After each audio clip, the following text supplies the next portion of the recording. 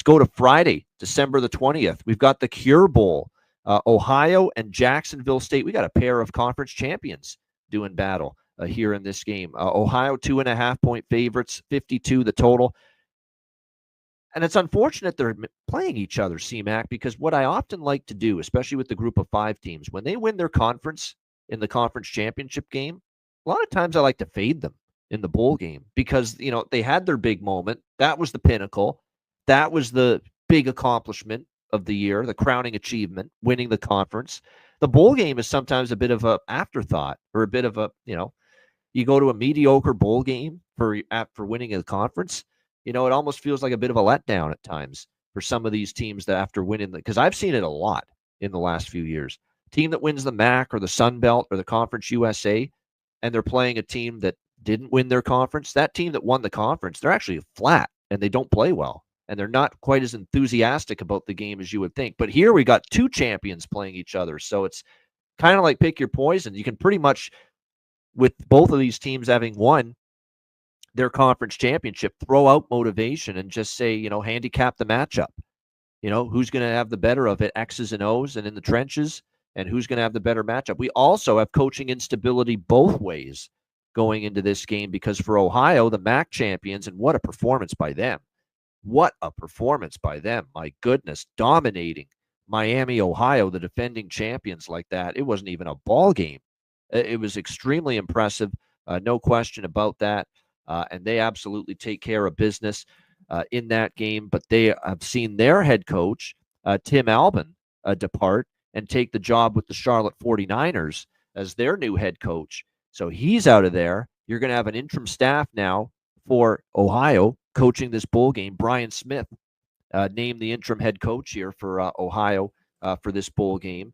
And yes, for now, Rich Rodriguez is still there with Jacksonville State, but might be a question of when, not if he decides to take an extra or gets hired, because his name's connected to a bunch of different openings, including West Virginia. So is he still going to be here by the time this bowl game rolls around? There could be an interim staff for the Gamecocks as well by the time this game rolls around. So definitely some things to keep an eye on. I haven't moved on this yet. My first thought, though, would be, gosh, I really like the way Ohio's played. And when you look at this Ohio team, they've got to have that ability, though, to be able to defend the run. Because if you can't defend the run playing Jacksonville State, you're fucked.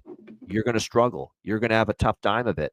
And Ohio's defense, CMAC, 5th. They're the real deal. Country. I mean, for the MAC, yeah.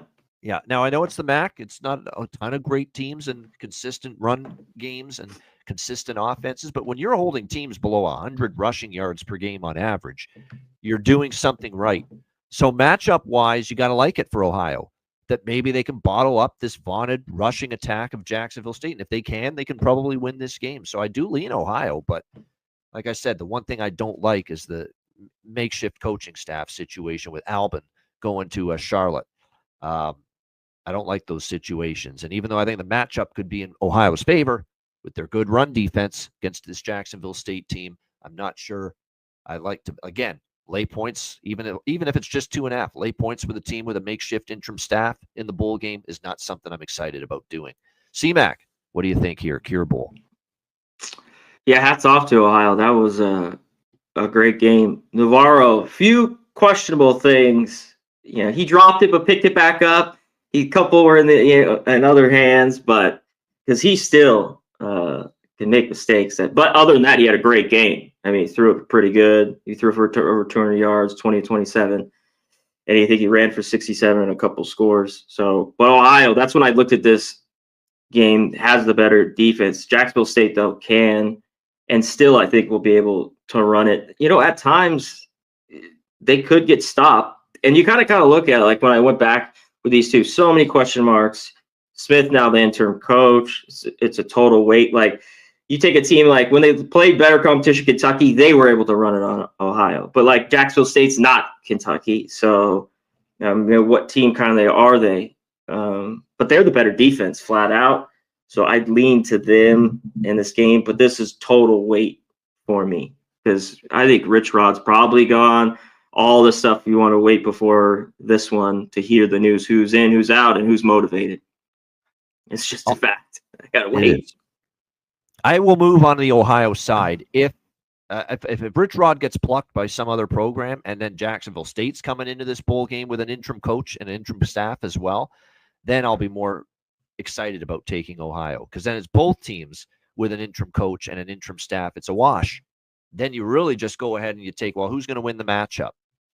And like I said, that run defense has the potential for Ohio to give them that win, because, again, that's the key to Jacksonville State. You shut down the run game, you're going to have a great chance to and Ohio, if everyone's in, I think they can run it on Jacksonville State. That's a little bit of the difference. Jacksonville State defense, we thought we were going to be better, got gashed early, played somewhat better, second half of the year, but I don't think they're great. No, that'll be like I said, they played good against Western Kentucky, but that Western Kentucky offense didn't play well down the stretch at all. I don't know what happened to Kentucky's offense down the stretch. Exactly. It was. Yeah. Remember that Louisiana Tech game they played too, and it was like they couldn't get out of their own way? That was crazy. Unbelievable. I lost Tech. All right, I'm so happy. I'm like, holy shit, how are these guys 12-point favorites? Yeah, unbelievable. Yeah, so let's not forget that. Yes, Jacksonville State's defense was good, but that Western Kentucky offense, my gosh, it kind of tanked down the stretch of the regular season as well.